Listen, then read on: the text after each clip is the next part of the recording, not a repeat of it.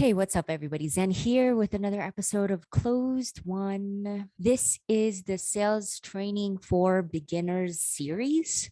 And today I'm going to continue answering a question I found online.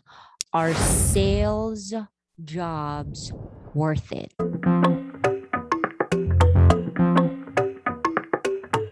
To answer this question, I created another video right here.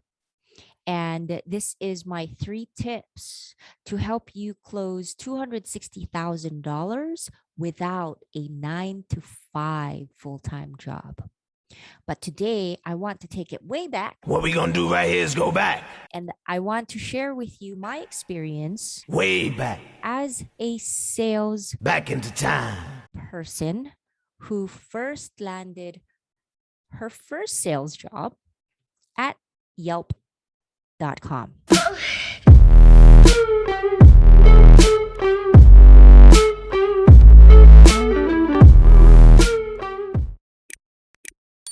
Okay, welcome back again to this channel. My name is Zen. I'm here to provide as much value as possible. And again, the question is, are sales jobs worth it? I want to take this back and talk about my own experiences because it's always fun to reminisce about how I got started in sales. Back in 2008, all the way to 2012, Yelp.com was one of my first sales jobs, tech sales jobs. And I call Yelp tech because it's ad tech, advertising technology company. And we were doing something amazing back then. No one knew what Yelp was. And we were at the forefront of the review economy. Working at Yelp taught me 3 disciplines. At the end of this video, I'm going to share with you whether it is worth it to work in tech sales or not, and you will be the judge of that. But I want to format this video by sharing the 3 disciplines I've learned. So discipline number 1, never compare yourself to others, period. This is a very hard lesson to learn for me. Discipline 1, only compare yourself to yourself. My numbers started to break through the minute I learned that there is only one person I should compare myself to, and that is myself, me, myself, and I.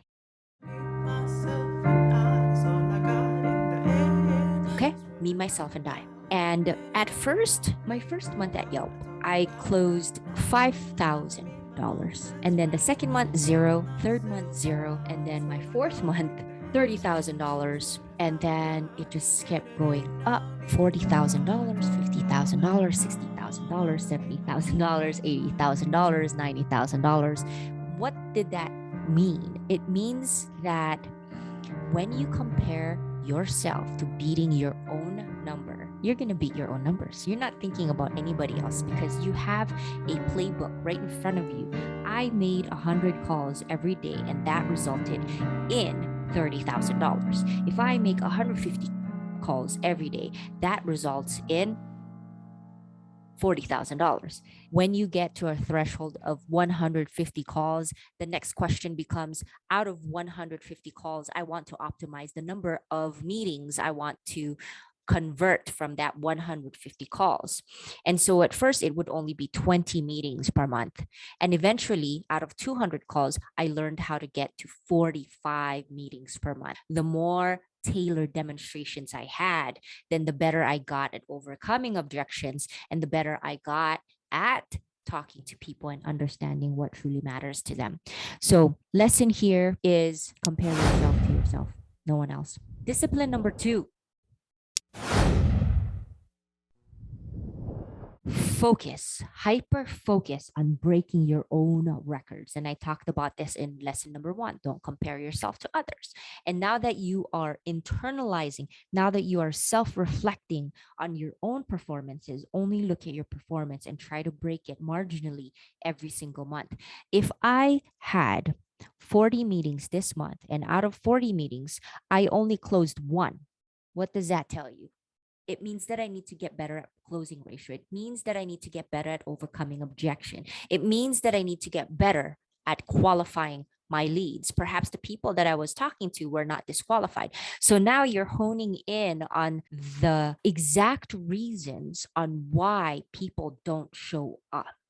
So you're not focused on anyone else. You're only focused on your own performance. And when you focus on your own results, every year you will see yourself in the President's Club. Number 3. This is one of the biggest lessons I learned at Yelp. Pushing my own numbers made me very detail oriented with my conversations. I knew who was going to sign up and I knew who was not going to sign up. Like I could tell because of the extreme practice that I've had. However, because I performed so well, and let me just give you some context on the performance. I was the first rep to close over $1 million at Yelp. But in addition to that, I was also number 1 rep for several years continuously in a row. And that was always because of the hard work. But that hard work also gave me a big ego. Okay, so that is the principle that I'm sharing here. Salespeople tend to have a big ego. And I learned this very later in life that when you practice humility, things are just a lot better. When you practice humility, you tend to not make the wrong decisions. Let me just answer this question again. Are sales jobs worth it? So in 2012, Yelp experienced an IPO, and I'm going to be the first to share it. I don't think I'm under NDA. It's already been 10 years later. The shares that I had were 23 cents at Yelp, and I sold them at $100. Now imagine that, 23 cents to $100. Okay. And it went up to $100 in just about 2 years. To tell me, are sales jobs worth it?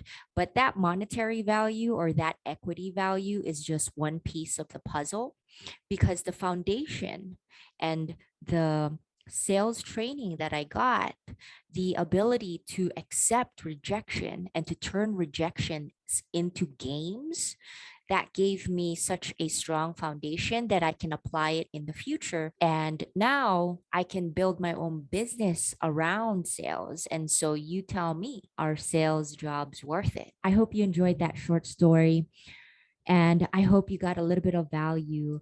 Again, the 3 tips that I strongly recommend when you're starting out as a sales rep is number 1, never compare yourself to others. Number 2, focus on breaking your own records, whether it's phone calls or emails or closing ratios or number of meetings that you book. Focus on your own numbers and you will see yourself shine past your competitors, because you're not even comparing yourself to them anymore. You're just comparing yourself to yourself. And the final piece, final principle, when you do become a President's Club, consistently rock star every single year, practice humility. So that is the 3 guiding principles that I'd like to share today. So don't have such a big ego when you start to close all those deals. Practice humility and stay consistent. Until next time, keep on closing. Peace.